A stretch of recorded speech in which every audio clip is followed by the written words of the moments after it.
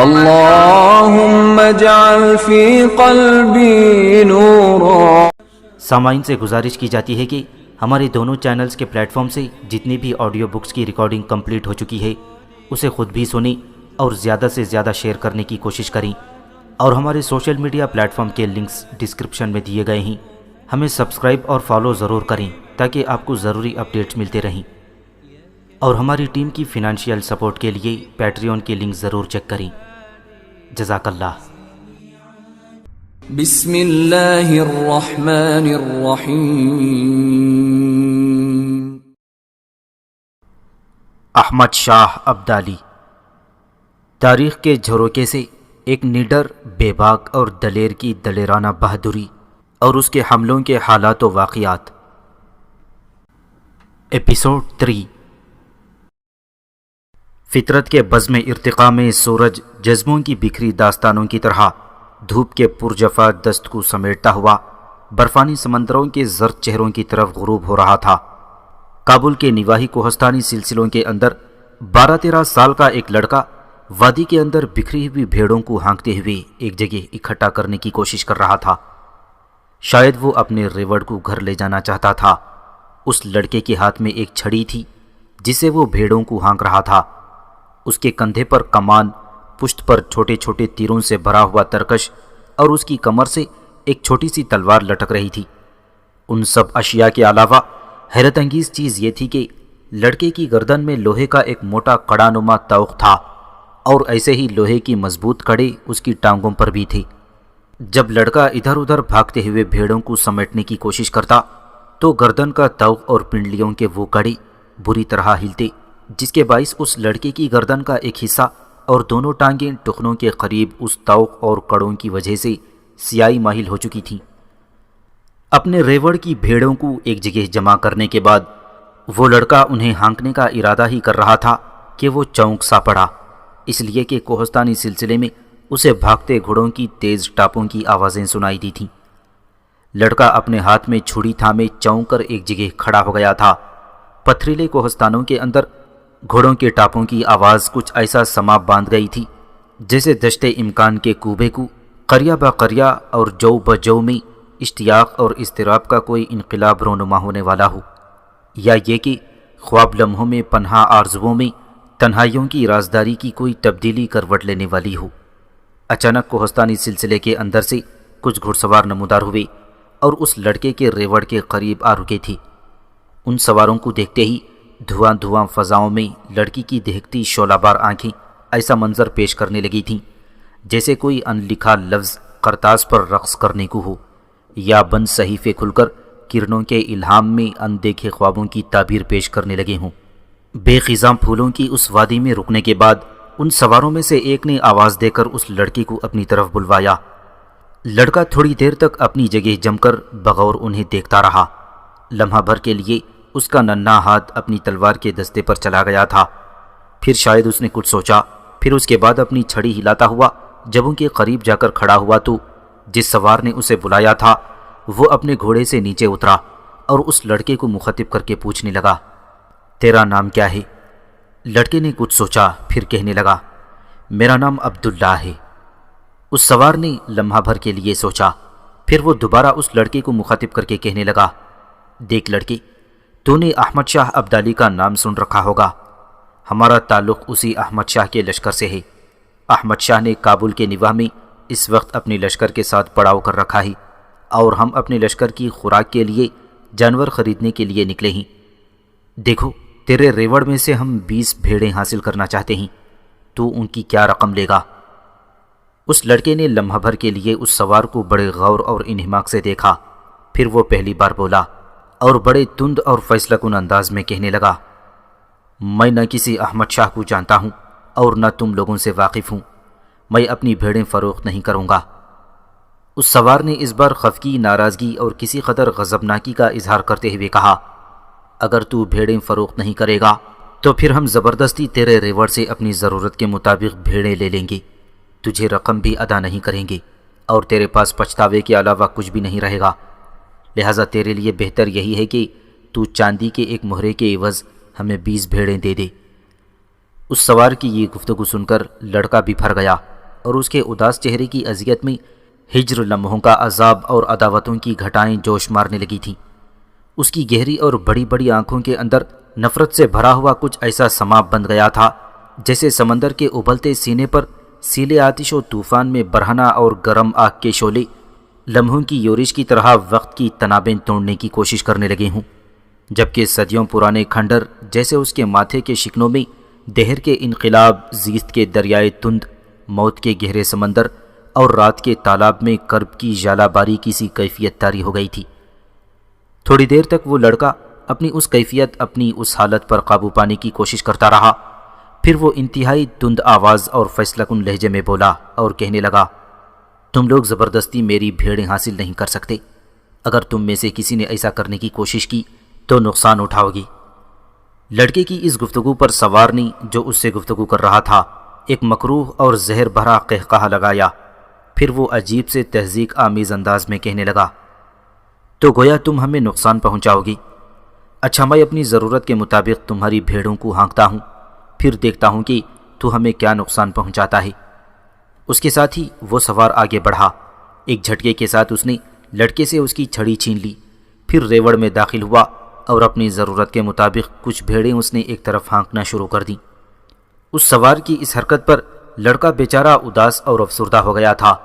پھر اچانک اس کے اندر انقلاب رونما ہوا، کچھ اس طرح گویا اس کی سانسوں کی دھاریں قاتل بننے لگی ہوں، اور وہ ہر ساعت اذیت اور ہر لمحہ قیامت کا روپ دھارتے ہوئے زمین کی ساری تہیں کھنگال دینے کا عزم کر چکا ہو۔ پھر لڑکے کو نہ جانے کیا ہوا، بجلی کے ایک کوندے کی طرح وہ حرکت میں آیا اور ایک قریبی پتھر کی اوٹ میں ہو کر بیٹھ گیا۔ اس کے بعد اس نے کندھے پر لٹکتی ہوئی کمان درست کی، ترکش سے تیر نکال کر کمان پر چڑھا لیا اور کچھ اس طرح تاک کر اسی بھیڑیں ہانکنے والے سوار کو مارا کہ اس کا تیر عین اس سوار کے اس ہاتھ میں جا کر پیوست ہوا تھا جس ہاتھ میں سوار اس لڑکے کی چھڑی پکڑے اس کی بھیڑیں ہانک لے جانے کی کوشش کر رہا تھا۔ تیر جو اس سوار کے ہاتھ کو چھیدتا ہوا نکل گیا تھا تو وہ بری طرح زخمی ہو گیا۔ اس کے ہاتھ سے چھڑی چھوٹ کر گر گئی تھی اور وہ درد کی شدت کے باعث شور شرابہ کرنے لگا تھا، جبکہ اس نے بھیڑوں کو ہانکنا بند کر دیا تھا۔ یہ صورتحال دیکھتے ہوئے اس کے ساتھی سوار حرکت میں آئے۔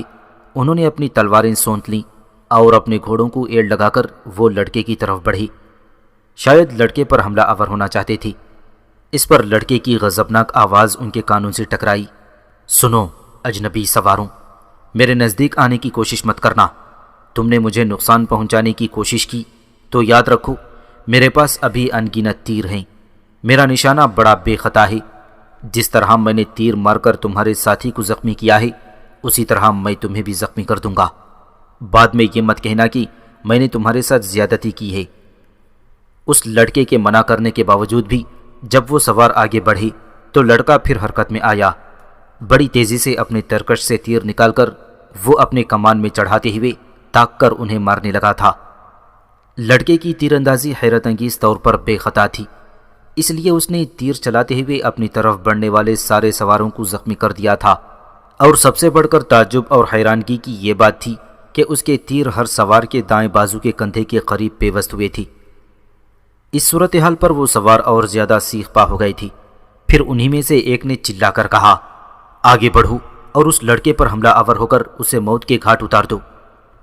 سوار اپنے زخموں کی اذیت پر للکارتے ہوئے آگے بڑھ کر اس لڑکے پر حملہ آور ہونا ہی چاہتے تھی کہ اچانک اس وادی میں ایک سوار نمودار ہوا اور چلا کر کہنے لگا، خبردار، اس لڑکے پر حملہ آور ہونے کی کوشش نہ کرنا۔ آنے والا نیا سوار شاید پہلے سے آنے والے سواروں کا کوئی کماندار تھا، لہٰذا اس کا یہ حکم سنتے ہی وہ اپنی جگہ رک گئی تھی۔ نیا آنے والا سوار قریب آیا، اس نے دیکھا ان سب کے شانے زخمی تھے، ان سے خون بہہ رہا تھا، جبکہ ایک سوار کا ہاتھ زخمی تھا اور وہ اپنی زخمی ہاتھ پر اپنا لباس پھاڑ کر پٹی باندھنے کی کوشش کر رہا تھا۔ نئے آنے والے سوار نے تھوڑی دیر کے لیے اپنے ان زخمی ساتھیوں کو حیرت اور تعجب سے دیکھا، پھر اس نے پوچھا، یہ تم لوگوں کو کیا ہوا؟ اس پر ایک سوار نے دکھ اور پریشانی میں کہنے لگا، ہم لشکر کے لیے اس لڑکے کے ریوڑ سے بھیڑیں حاصل کرنا چاہتے تھے، جواب میں یہ ہم پر حملہ آور ہوا اور تیر چلا کر ہم سب کو اس نے زخمی کر دیا ہے۔ اب ہم اس لڑکے کو قتل کیے بغیر یہاں سے ٹلیں گے نہیں۔ اس پر نیا آنے والا سوار کہنے لگا، نہیں، تم ہرگز اس پر حملہ آور نہیں ہوگی۔ اس سے معاملہ بگڑ سکتا ہے۔ نازک صورتحال کا فیصلہ صرف احمد شاہ ہی کرے گا۔ تم بھیڑوں کے سارے ریوڑ ہانک کر لشکر کی طرف لے چلو، میں اس لڑکے کو اپنے ساتھ لے کر آتا ہوں۔ اپنے اس کماندار کا حکم سن کر وہ سب سوار حرکت میں آئے اور ریوڑ کو ہانک کر اپنے پڑاؤ کی طرف لے جانے لگے تھی۔ نیا سوار اپنے گھوڑے سے اترا، تھوڑا سا آگے بڑھ کر لڑکے کے قریب ہوا اور کہنے لگا، دیکھو بیٹی، میرا نام برخوردار خان ہے، میں احمد شاہ ابدالی کے کمانداروں میں سے ایک ہوں۔ بیٹے، میں تجھے کوئی نقصان نہیں پہنچاؤں گا، تو میرے ساتھ میرے لشکر میں چل۔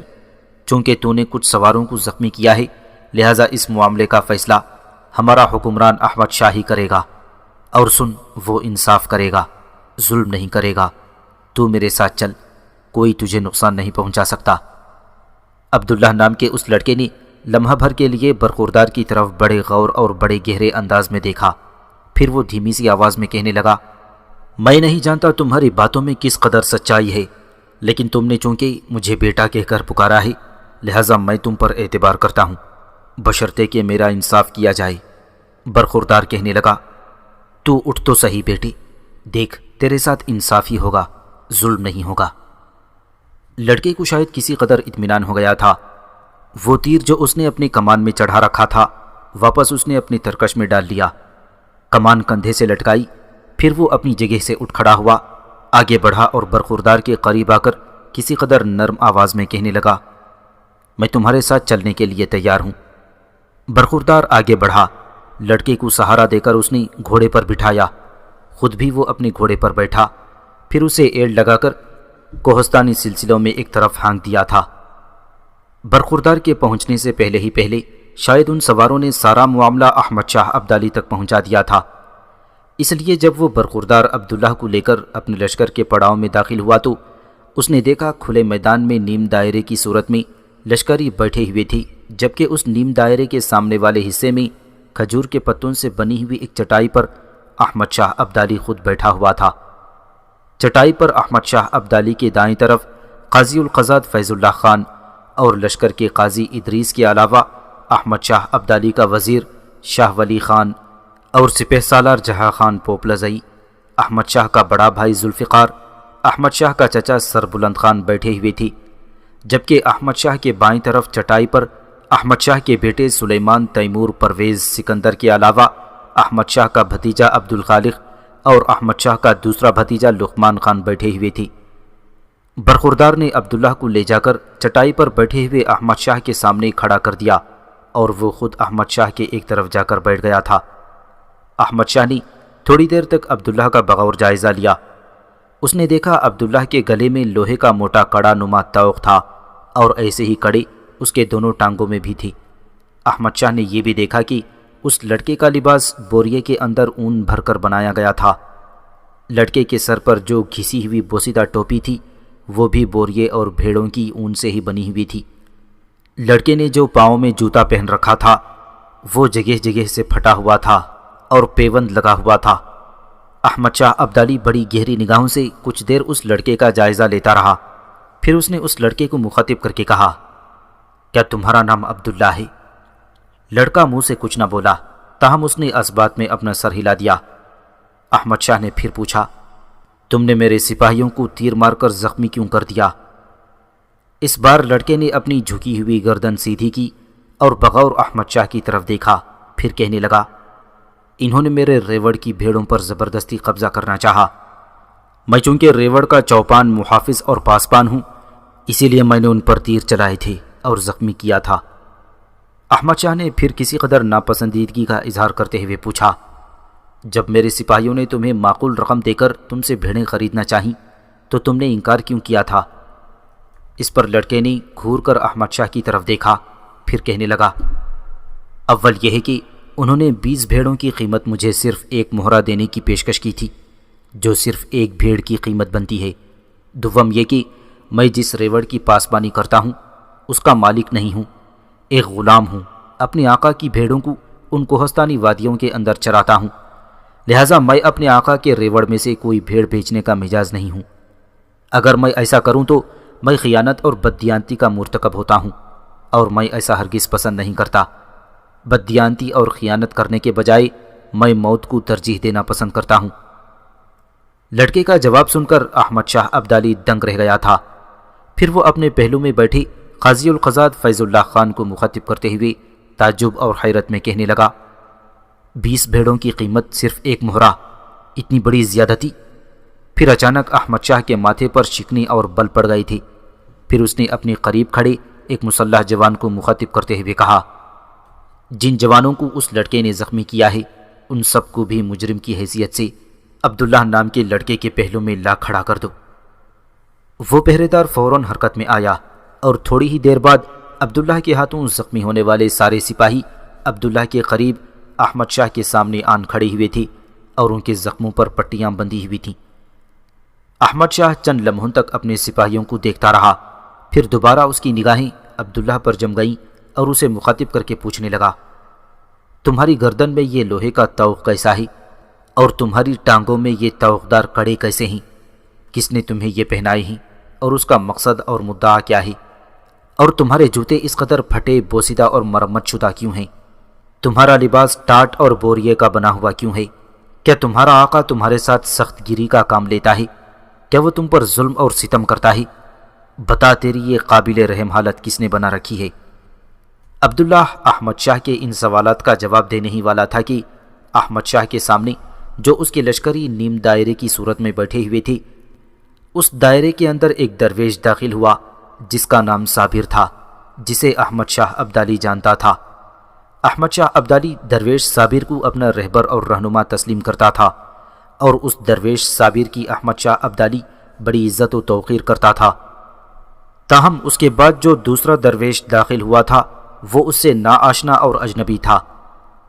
احمد شاہ نے تھوڑی دیر دونوں درویشوں کو بڑے غور سے دیکھا، پھر وہ اپنے پہلو میں بیٹھے اپنے وزیر شاہ ولی خان کو مخاطب کرتے ہوئے پوچھنے لگا، شاہ ولی خان، یہ جو دو درویش سامنے نمودار ہوئے ہیں، ایک تو ان میں سے ہمارا اپنا صابر درویش ہے، پر یہ دوسرا درویش کون ہے؟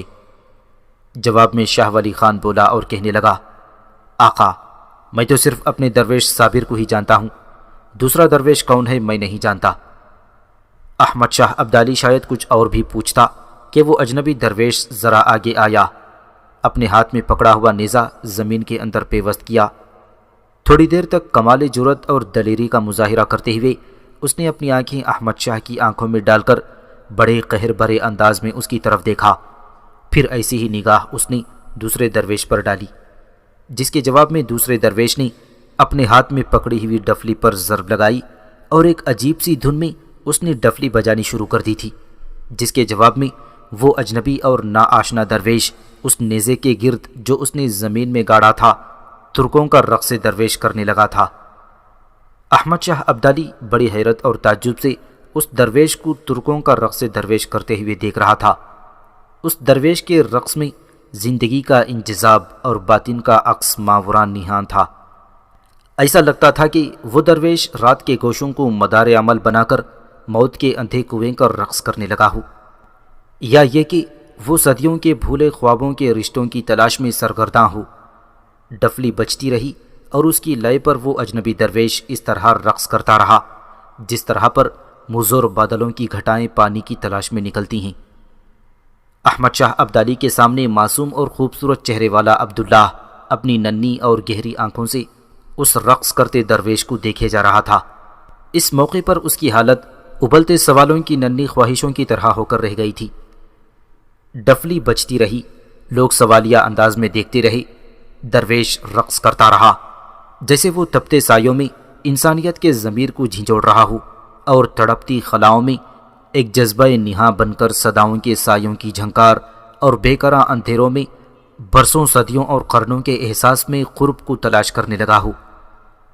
ڈفلی بجتی رہی، وہ اجنبی درویش رقص کرتا رہا اور رقص کرتے کرتے اس کے سر پر بندھے ہوئے امامے کے پیچ آہستہ آہستہ ڈھیلے ہوتے رہے، یہاں تک کہ اس کے سر پر بندھا ہوا امامہ پورے پیچ ڈھیلے ہو جانے کے بعد زمین پر گر گیا تھا۔ امامے کے زمین پر گرنے کے ساتھ ہی اس درویش نے رقص بند کر دیا۔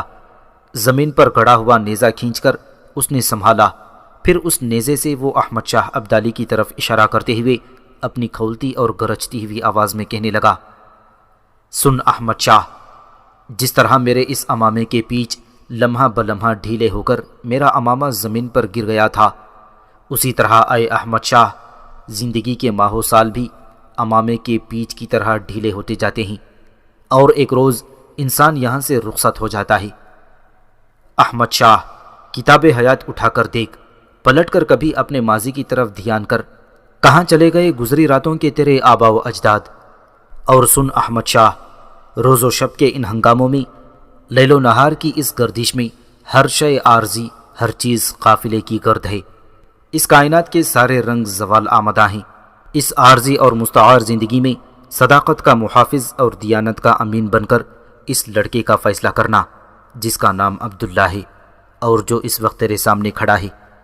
احمد شاہ، جرم و عصیان کے اناگیر اور ظلمتوں کی بکھری چادر میں محیب دار سیاہ بن کر اس بچے کا فیصلہ مت کرنا۔ یہاں تک کہنے کے بعد وہ اجنبی درویش کچھ دیر کے لیے رکا، پھر وہ دوبارہ احمد شاہ کو مخاطب کرتے ہوئے کہنے لگا، سن احمد شاہ، یہ لڑکا یتیم ہے، غلام بھی، مسکین بھی۔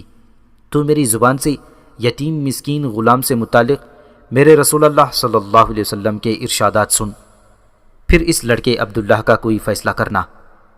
سن احمد شاہ، یتیم سے متعلق میرے رسول صلی اللہ علیہ وسلم نے فرمایا ہے، جو کسی رشتہ دار یا غیر رشتہ دار یتیم کی کفالت کرے جنت میں اس طرح ہوں گی۔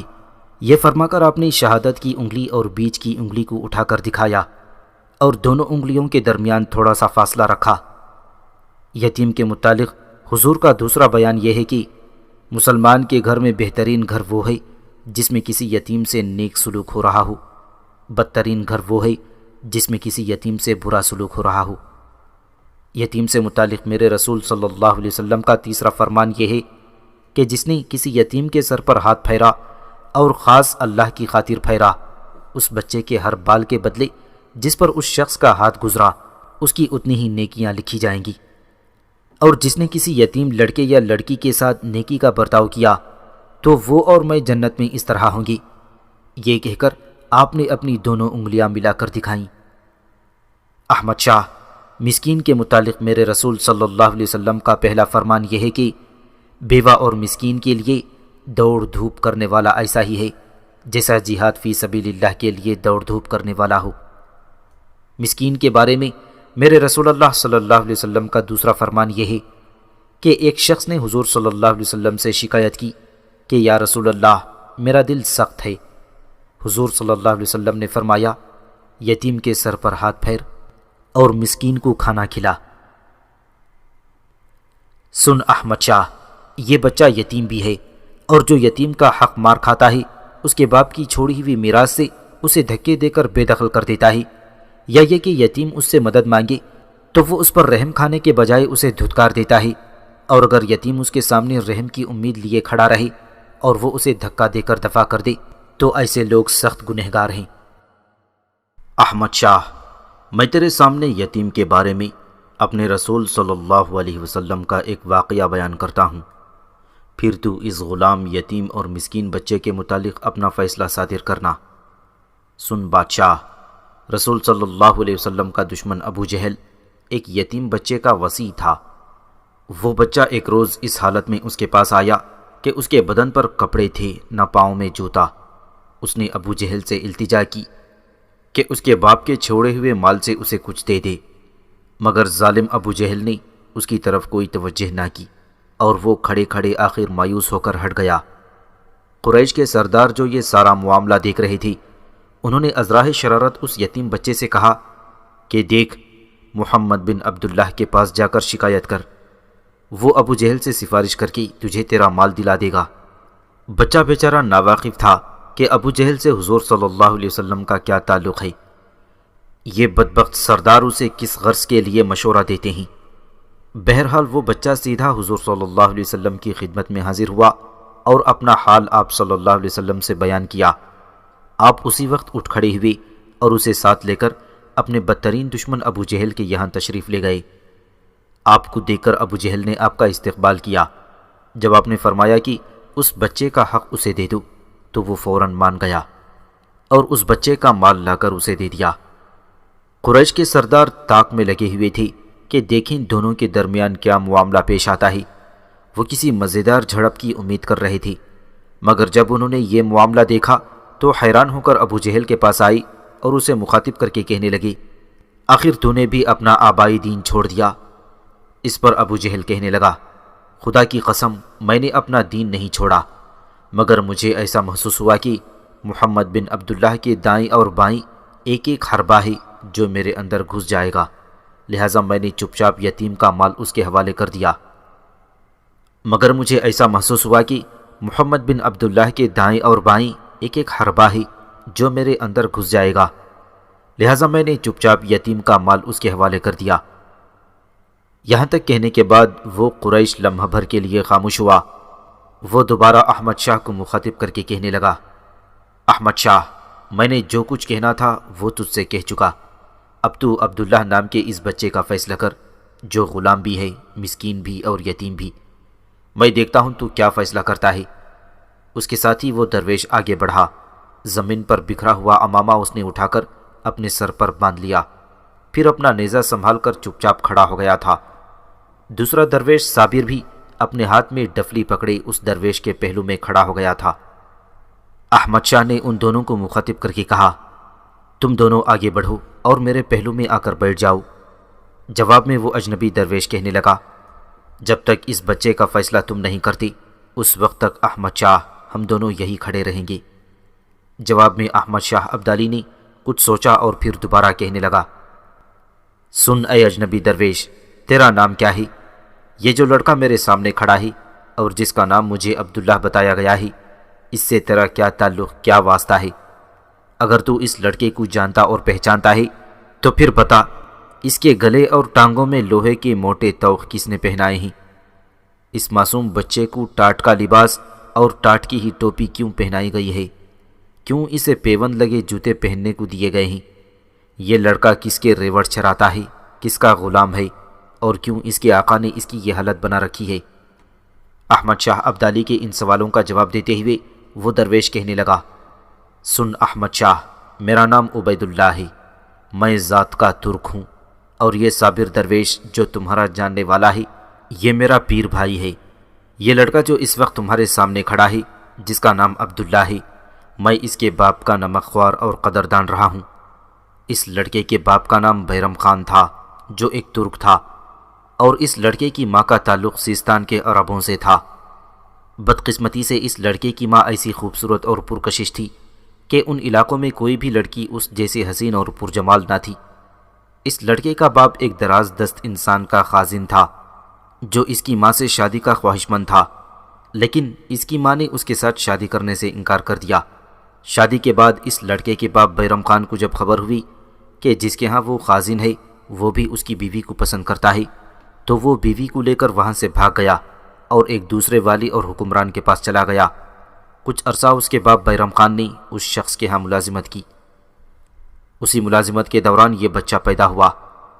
پہلے والے مالک نے دوسرے مالک سے جس کے یہاں بیرم خان نے ملازمت کی تھی درخواست کی کہ وہ بیرم خان اور اس کی بیوی کو اس کے پاس بھیج دے۔ اس کے لیے اس نے دوسرے مالک کو اچھی خاصی رقم بھی مہیا کی تھی۔ ان حالات میں اس نے دوسرے مالک نے دونوں میاں بیوی کو اپنے کچھ مسلح جوانوں کے ساتھ پہلے مالک کی طرف روانہ کر دیا، لیکن راستے میں ان دونوں میاں بیوی کو اس کا علم ہو گیا اور دونوں بھاگ کھڑے ہوئے، لیکن ان مسلح جوانوں نے ان کا تعاقب کیا۔ اس تعاقب میں اس لڑکے کی ماں ماری گئی اور اس کے باپ کو گرفتار کر لیا گیا۔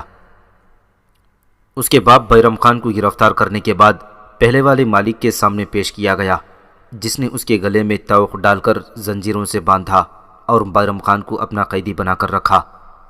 پر وہ بیرم خان انتہا درجے کا دلیر، شجاع اور طاقتور تھا۔ ایک رات وہ اس طوق کو توڑنے میں کامیاب ہو گیا جو اس کے گلے میں ڈالا گیا تھا۔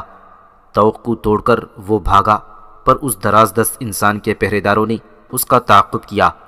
بیرم خان اور تعاقب کرنے والوں میں جنگ ہوئی، جس کے نتیجے میں بیرم خان ان کے ہاتھوں سے مارا گیا۔ اس ساری کارروائی کے دوران میں بیرم خان کے ساتھ تھا اور یہ بچہ میری حفاظت اور کفالت میں تھا۔ بیرم خان اور اس کی بیوی کے مارے جانے کے بعد عبداللہ نام کے اس بچے کو اس کے دادا کے سامنے پیش کیا گیا۔ اس کے دادا نے پورے حالات سننے کے بعد اس کے گلے اور پاؤں میں لوہے کے وزنی طوق ڈال دیے اور فیصلہ دیا کہ لڑکے کو غلام بنا دیا جائے۔ جب یہ بالغ ہو تو گلے والا طوق اپنے باپ کی طرح توڑنے کی کوشش کرے۔ اگر یہ اس طوق کو توڑنے میں کامیاب ہو جائے تو اس وقت یہ ایک آزاد انسان کہلائے گا، اور اگر یہ اس طوق کو توڑنے میں کامیاب نہ ہو تو پوری زندگی ایک غلام کی حیثیت سے بسر کر دے، اور اگر یہ اس طوق کو توڑنے میں کامیاب ہو تو ان دونوں دراز دست انسانوں سے اپنی ماں اور باپ کے قتل کا انتقام لے لے۔ جب یہ ایک دراز دست کو قتل کرے تو ٹانگ کے ایک طوق کو اس سے علیحدہ کر دیا جائے، اور جب یہ دوسرے مالک کو قتل کرنے میں کامیاب ہو تو اس کے ٹانگوں میں پڑے ہوئے دوسرے طوق کو بھی نکال دیا جائے۔ تب یہ حقیقی معنوں میں آزادی کے ساتھ زندگی بسر کر سکتا ہے، اور اگر یہ ایسا نہ کرے تو اس کے دادا کا حکم ہے کہ پوری زندگی یہ ایک بے بس غلام کی حیثیت سے گزار دے، کیونکہ یہ اپنی ماں اور اپنے باپ کا انتقام لینے کی جرت نہیں رکھتا۔ اے احمد شاہ ابدالی! احمد شاہ، اس کے دادا کے حکم کے مطابق اس بچے کو میں نے غلام بنا دیا۔ اسے یہ جو ٹاٹکا لباس اور ٹوٹے ہوئے جوتے پہنائے جاتے ہیں یہ بھی اس کے دادا کے ہی احکامات کے مطابق کیا جاتا ہے۔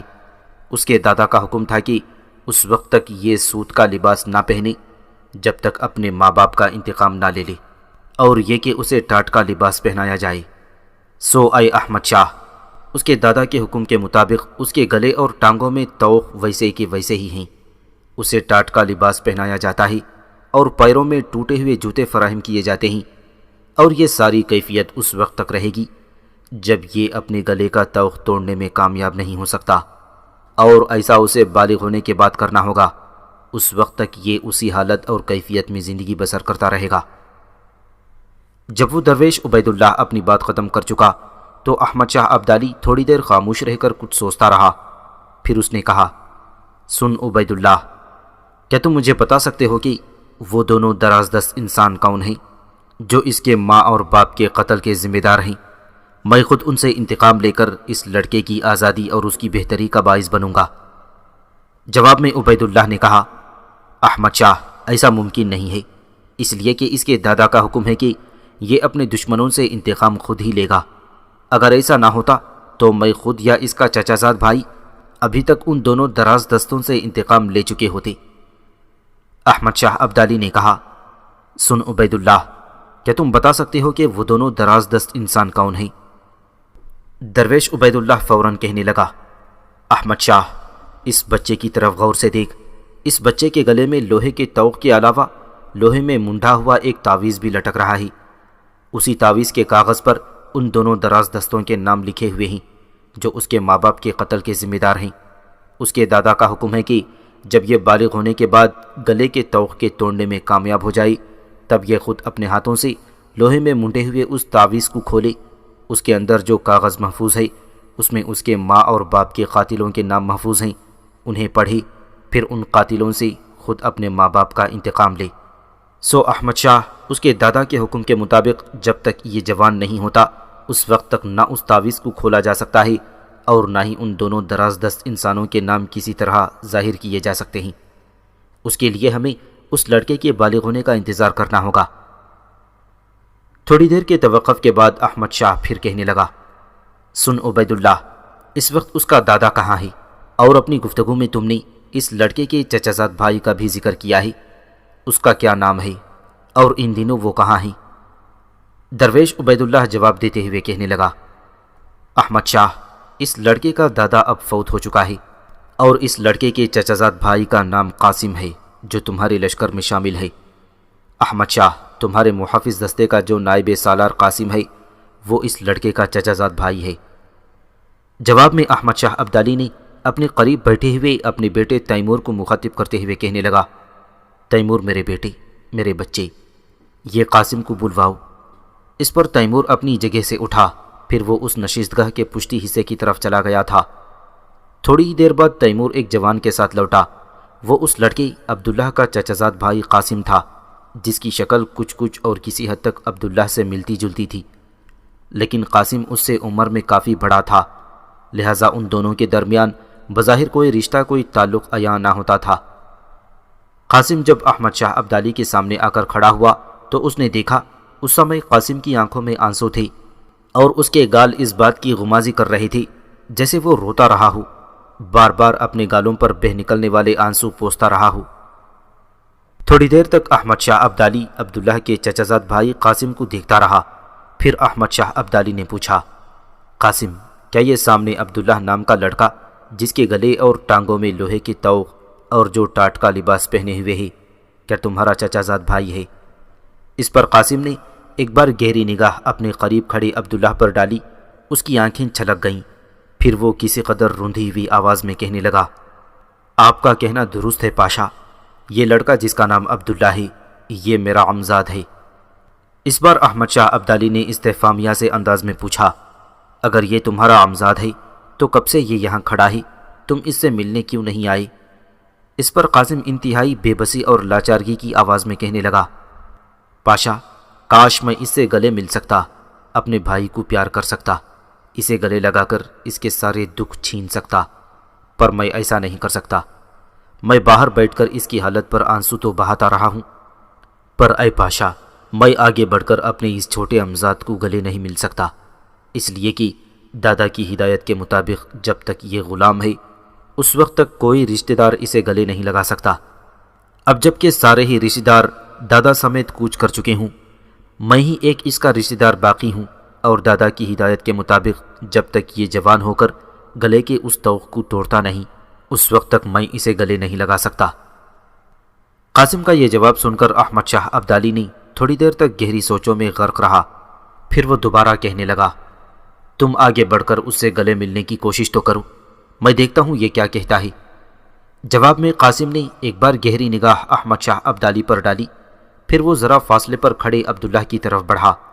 جو ہی عبداللہ کے سامنے آ کر قاسم نے اسے گلے ملنا چاہا، عبداللہ نے منہ پھیر لیا اور قاسم کی طرف پیٹ کر کے کھڑا ہو گیا۔ اس موقع پر عبداللہ کی حالت دیکھتے ہوئے احمد شاہ پس کر رہ گیا تھا۔ اس نے دیکھا قاسم کی طرف سے پیٹ کرتے وقت ننھے عبداللہ کی آنکھوں سے آنسوؤں کے کئی موٹے موٹے قطرے اس کے جوتوں پر گر کر جذب ہو گئی تھی۔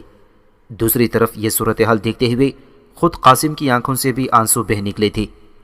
قبل اس کے کہ احمد شاہ کچھ کہتا، درویش عبید اللہ ایک بار پھر گونجتی ہوئی آواز میں بولا اور کہنے لگا، احمد شاہ، یہ بچہ اس وقت تک اپنے عمزاد سے گلے نہیں ملے گا جب تک یہ اپنے دادا کی شرائط کو پورا نہیں کر دیتا، اور اس بچے کے حق میں جو تو نے فیصلہ کرنا ہے کر دے کہ سورج غروب ہونے والا ہے۔ جواب میں احمد شاہ نے کچھ سوچا، پھر وہ درویش عبید اللہ کو مخاطب کر کے پوچھنے لگا، درویش عبید اللہ، عبداللہ نام کا یہ لڑکا کیا اب تک اپنے آقا کے ریوڑ کی پاسبانی کرتا رہا ہے، یا یہ کوئی فنون حرب و ضرب میں بھی آگاہی رکھتا ہے؟ اس پر درویش عبید اللہ فوراً کہنے لگا، سن احمد شاہ، اس لڑکے جیسا بے خطا نشانہ میں سمجھتا ہوں کہ کسی کا نہیں ہوگا، اور پھر یہ اب تک تیغ زنی کے فن میں بھی کافی مہارت حاصل کر چکا ہے۔ تاہم تیر اندازی میں اس کی مشق تیغ زنی کی نسبت زیادہ ہے۔ اس کی تیر اندازی لاجواب ہے، اور میں امید رکھتا ہوں کہ ایک نہ ایک روز یہ تیر اندازی کی طرح تیغ زنی میں بھی لاجواب ہو کر نکلے گا۔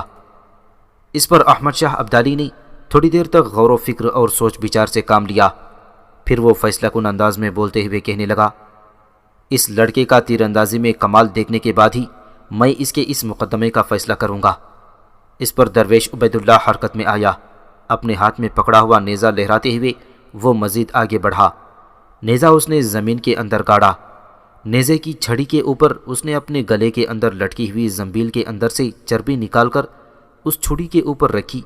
پھر وہ مڑا اور احمد شاہ ابدالی کو مخاطب کرتے ہوئے پوچھنے لگا، اے احمد شاہ، اگر یہ لڑکا تیر مار کر میرے نیزے کی چھڑی پر رکھی اس تھوڑی سی چربی کو گرا دے تو مانو گے کہ یہ ایک بہترین تیر انداز ہے؟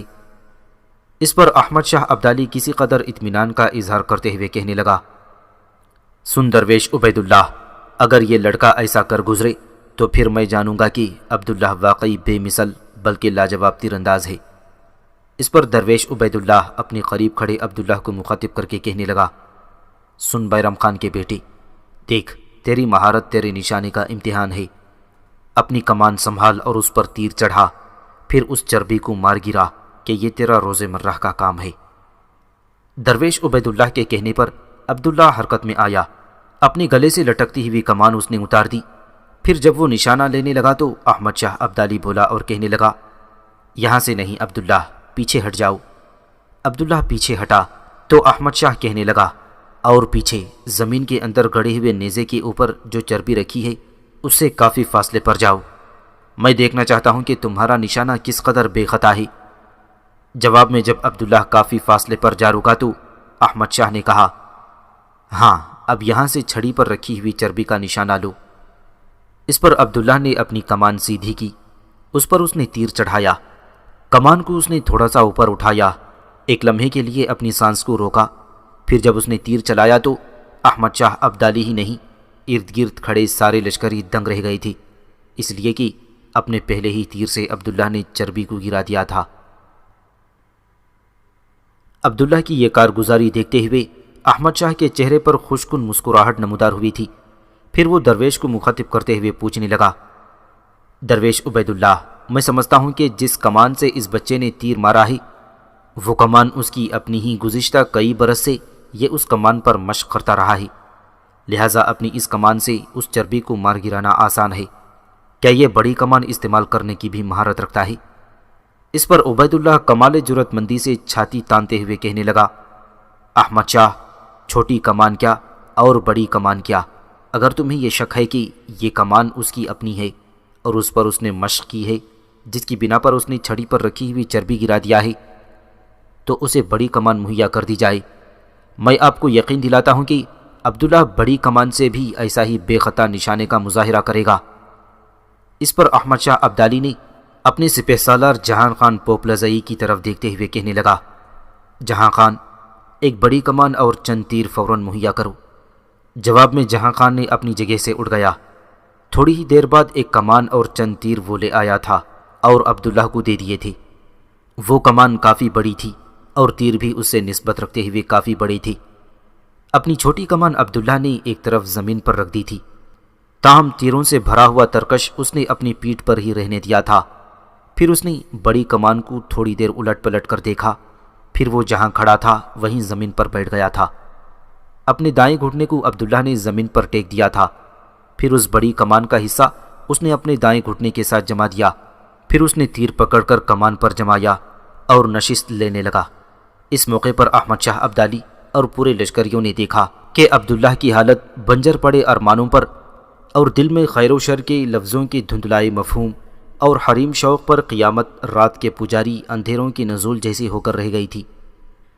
اس کی آنکھوں میں اداسی اور تھکن نارسائی کی جگہ ماہ سال کی آشنائی اور اس کے چہرے پر جذبوں اور خواہشوں کے آشنا فطرت رقص کرنے لگی تھی۔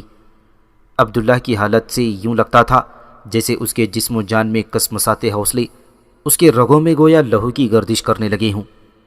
اس بڑی کمان کو سنبھالے تھوڑی دیر تک عبداللہ بے حس چٹان، نور کی لکیر جیسا ساکت، عذابوں کے قصے اور سزاؤں کی داستان جیسا کھڑا رہا تھا۔ پھر شاید اس نے نشست لے لی تھی، تیر اس نے کھینچا، ایک آنکھ اس نے بند کر لی، سانس اس نے روک لی، پھر جو تاک کر اس نے نشانہ مارا تھا تو نیزے کے اوپر رکھی ہوئی چربی زمین پر آ گری تھی۔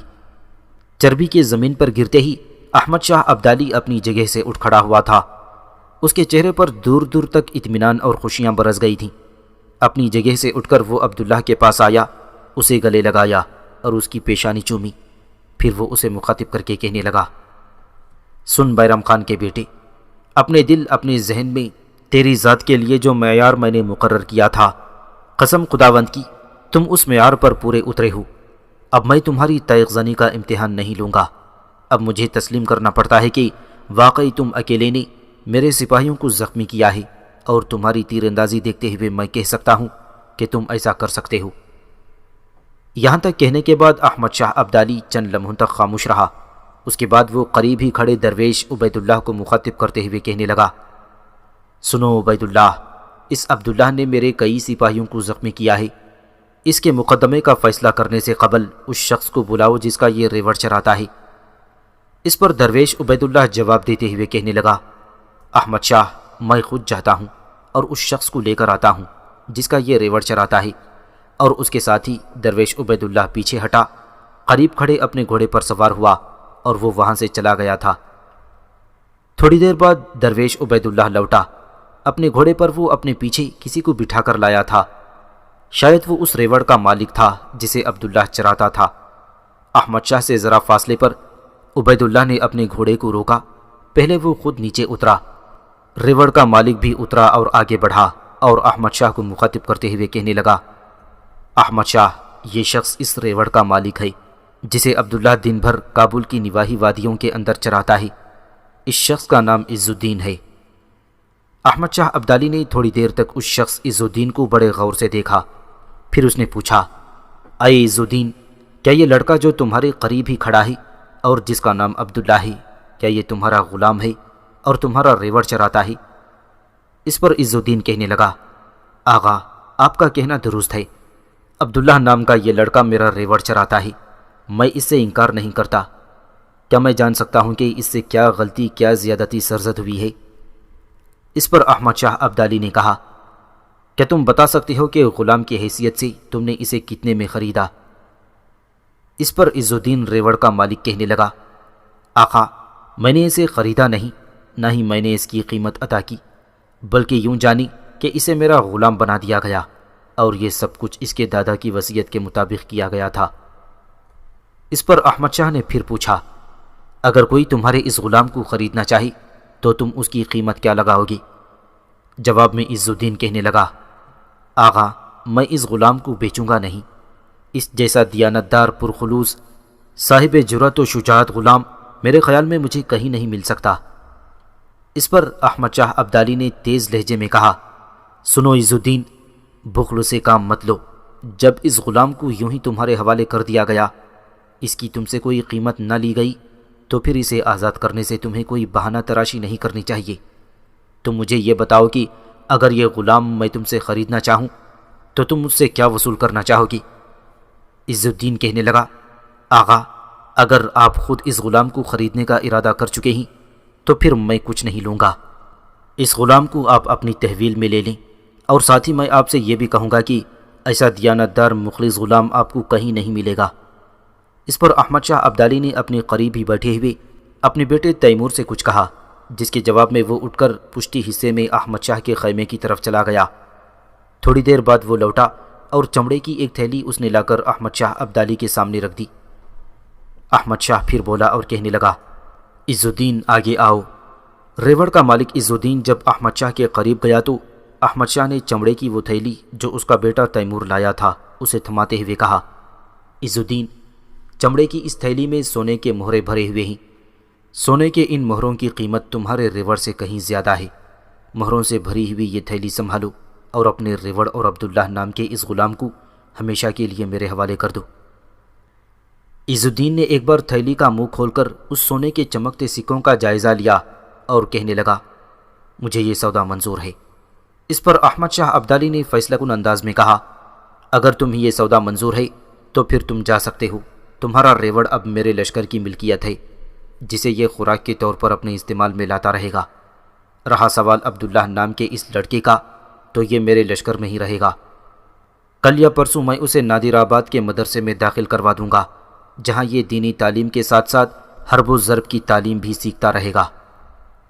احمد شاہ ابدالی کا یہ فیصلہ سن کر درویش عبید اللہ، درویش صابر کے چہروں پر مسکراہٹ کھیل گئی تھی، ساتھ ہی ریوڑ کا مالک عز الدین وہاں سے چلا گیا۔ پھر احمد شاہ ابدالی اس لڑکے کو مخاطب کر کے کہنے لگا، سنو بیرم خان کے بیٹے، میں نے تمہیں اپنے لشکر میں شامل کرنے کا ارادہ کر لیا ہے۔ جب تک کہ تم بالغ ہو اس وقت تک تمہیں اپنے لشکر کا اعزازی امیر لشکر مقرر کرتا ہوں۔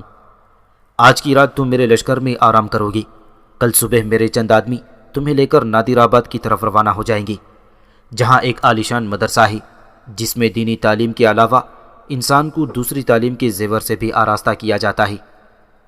بیرم خان کے بیٹے، میرے لشکر سے کل بڑے بڑے سرداروں کے کچھ لڑکے نادر آباد کے اس مدرسے میں داخلہ لینے کے لیے روانہ ہوں گے۔ میں چاہتا ہوں تم بھی ان کے ساتھ روانہ ہو۔ اس مدرسے میں باقاعدہ تیغ زنی اور دوسرے حربی فنون میں مہارت حاصل کرو۔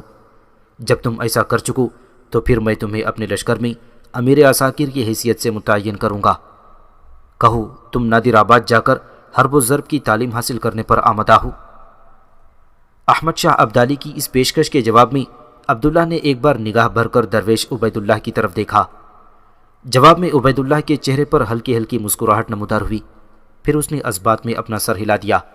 اس کے بعد عبداللہ نے احمد شاہ ابدالی کی طرف دیکھا اور مدھم دھیمی سی آواز میں کہنے لگا، میں نادر آباد جا کر اپنی ادھوری اور نامکمل ذات کی تکمیل پوری کروں گا۔ احمد شاہ ابدالی کے چہرے پر خوشگوار تاثرات نمودار ہوئے تھی۔ تھوڑی دیر تک وہ بڑی نرمی، بڑی شفقت، بڑے پیار سے عبداللہ کی طرف دیکھتا رہا اور پھر کہنے لگا، بیرم خان کے بیٹے، تمہارا جواب میرے اطمینان اور خوشی کا باعث ہے۔ کل یہاں سے ایک کاروان نادر آباد کی طرف روانہ ہوگا۔ اس کارواں میں تمہارے علاوہ 4 اشخاص ہوں گے۔ ان 4 میں سے 3 تمہاری طرح وہاں تربیت حاصل کرنے کے لیے جائیں گے اور چوتھا وہاں تربیت حاصل کرنے والوں کی نگرانی کرے گا۔ سنو بیرم خان کے بیٹے، جو دوسرے لڑکے نادر آباد میں تربیت حاصل کرنے کے لیے جائیں گے وہ بھی تمہارے ہم عمر ہیں۔ ان میں سے ایک کا نام جمال خان ہے، یہ میرے پسندیدہ سردار کا بیٹا ہے جو مر چکا ہے۔ دوسرا میرا اپنا بھتیجا عبدالخالق ہے، اور تیسرا میرے سپہ سالار جہاں خان پوپلزئی کا بھتیجا زال بیگ پوپلزئی ہے۔ یہ تینوں لڑکے کل تمہارے ساتھ نادر آباد تربیت حاصل کرنے کے لیے روانہ ہوں گے، اور تم چاروں کی نگرانی اور دیکھ بھال کے لیے میرا ایک سردار تمہارے ساتھ جائے گا، اور وہ سردار دلاور خان ہے جس کا تعلق کمال زئی قبیلے سے ہے۔ یہ دلاور خان خود بھی فنون حرب و ضرب میں کمال درجے کی مہارت رکھتا ہے۔ دلاور خان وہاں تمہارے ساتھ اس وقت تک قیام کرے گا جب تک تم چاروں اپنی تربیت مکمل نہیں کر لیتی، اور یہ وہاں رہ کر تم چاروں کی تربیت پر نگاہ بھی رکھے گا اور تم چاروں کی دیکھ بھال بھی کرے گا۔ اتنا کہنے کے بعد احمد شاہ ابدالی تھوڑی دیر کے لیے رکا، پھر اس نے اپنے خادم خاص یاقوت خان کو آواز دی۔ جواب میں یاقوت خان نشستگاہ کے پیچھے سے نکل کر احمد شاہ ابدالی کے سامنے آیا تو احمد شاہ ابدالی نے اسے مخاطب کر کے کہا، دلاور خان، عبدالخالق، جمال خان اور زال بیگ پولپزئی کو بلا کر میرے سامنے لاؤ۔ احمد شاہ ابدالی کا یہ جواب سنتے ہی یاقوت خان تقریباً بھاگتا ہوا وہاں سے چلا گیا تھا۔ تھوڑی دیر میں 3 لڑکوں اور ایک بڑی عمر کے شخص کو احمد شاہ ابدالی کے سامنے لا کھڑا کر دیا گیا۔ احمد شاہ ابدالی پھر بولا اور عبداللہ کو مخاطب کر کے کہنے لگا، بیرم خان کے بیٹے، ان چاروں کی طرف غور سے دیکھو۔ تمہارے قریب کمال زئی قبیلے سے تعلق رکھنے والا دلاور خان کھڑا ہے، یہ تمہارے ساتھ جائے گا اور تمہاری تربیت کی دیکھ بھال اور نگرانی کرے گا۔ جو لڑکا دلاور خان کے ساتھ کھڑا ہے اس کا نام عبدالخالق ہے، یہ میرا بھتیجا ہے۔ دوسرا لڑکا جمال خان ہے اور تیسرا لڑکا زال بیگ پوپلزئی ہے۔ یہ چاروں کل تمہارے ساتھ نادر آباد روانہ ہوں گے۔ سنو، جب تم چاروں نادر آباد میں تربیت حاصل کرنے کے بعد لوٹو گے تو تم چاروں کا میں امتحان لوں گا۔ تم چاروں میں سے جس نے بھی بہترین فنون حرب و ضرب کا مظاہرہ کیا، لشکر کے ایک حصے کا کمانڈر مقرر کیے جانے کے ساتھ اسے شاہ پسند کا لقب بھی عنایت کیا جائے گا، اور اس کے علاوہ بھی اسے بہت سی مراعات دی جائیں گی۔ اب تم لوگ جا سکتے ہو۔ اس کے ساتھ ہی دلاور خان، عبدالخالق، جمال خان اور زال بیگ پوپلزئی وہاں سے چلے گئے تھے۔ اس پر احمد شاہ ابدالی عبداللہ کے چچا زاد بھائی قاسم کو مخاطب کر کے کہنے لگا، قاسم، اپنے چچا زاد بھائی عبداللہ کو اپنے ساتھ لے جاؤ۔ آج کی رات یہ تمہارے ہاں رہے گا، کل صبح یہ یہاں سے نادر آباد کی طرف کوچ کرے گا۔ احمد شاہ ابدالی کا فیصلہ سن کر قاسم آہستہ آہستہ چلتا ہوا عبداللہ کے قریب آیا۔ تھوڑی دیر تک وہ اسے بڑے غور سے دیکھتا رہا، پھر وہ عبداللہ کی پشت کی طرف آیا۔ گلے میں جو لوہے کا طوق تھا اس کی وجہ سے عبداللہ کی گردن جو پشت کی طرف سے سیاہ ہو گئی تھی، لوہے کا طوق اٹھا کر قاسم نے اس سیاہ جگہ پر ایک طویل بوسہ دیا۔ پھر وہ گھٹنوں کے بل زمین پر بیٹھ گیا، اور عبداللہ کی ٹانگوں پر جو طوق تھے ان کی وجہ سے جو اس کی ٹانگوں پر سیاہی تھی وہاں بھی اس نے بھاری بھاری 2 بوسے دیے تھے۔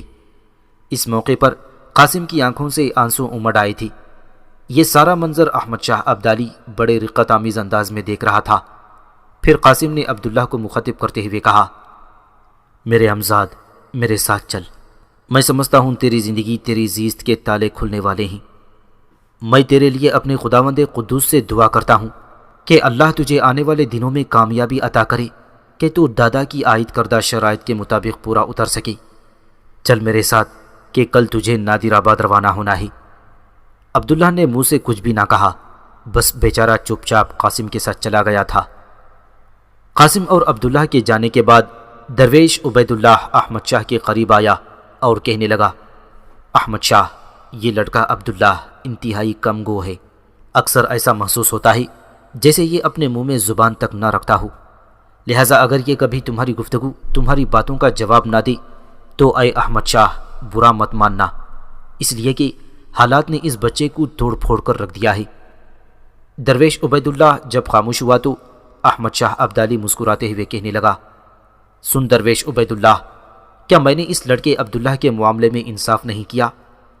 اس پر درویش عبید اللہ تھوڑی دیر تک بڑی خاموشی سے احمد شاہ ابدالی کی طرف غور سے دیکھتا رہا، پھر وہ خوشکن آواز میں کہنے لگا، احمد شاہ، اس یتیم عبداللہ کو، اس کی مسکین کی مسکنیت اور اس کے غلام ہونے کی غلامی کو سامنے رکھتے ہوئے تو نے بہترین اور عمدہ فیصلہ کیا ہے۔ خداوند قدوس تمہیں تمہارے اس بہترین فیصلے اور انصاف کی جزا دے۔ جواب میں احمد شاہ کہنے لگا، درویش عبید اللہ، اب میں تمہارے متعلق بھی ایک فیصلہ کرتا ہوں۔ تمہارا پیر بھائی درویش صابر پہلے ہی میرے لشکر میں شامل ہے، وہ میرا پرانا جاننے والا ہے۔ اب تم بھی میرے لشکر میں رہو گی، تمہاری باتوں سے میں لطف اندوز ہوا کروں گا۔ تمہاری باتیں، تمہاری نصیحتیں یقیناً مجھے دین کے اصولوں سے آگاہ کرتی رہیں گی۔ پھر احمد شاہ ابدالی نے اپنے پہلو میں بیٹھے ہوئے اپنے وزیر شاہ ولی خان کو مخاطب کرتے ہوئے کہنے لگا، شاہ ولی خان، درویش صابر کے خیمے میں ہی درویش عبید اللہ کی رہائش کا انتظام کیا جائے۔ اس کے ساتھ ہی احمد شاہ ابدالی اپنی جگہ سے اٹھ کھڑا ہوا۔ اس کے اٹھنے کے ساتھ ہی لوگ بھی اپنی اپنی جگہوں سے اٹھ کر اپنے اپنے خیموں کی طرف جا رہے تھے۔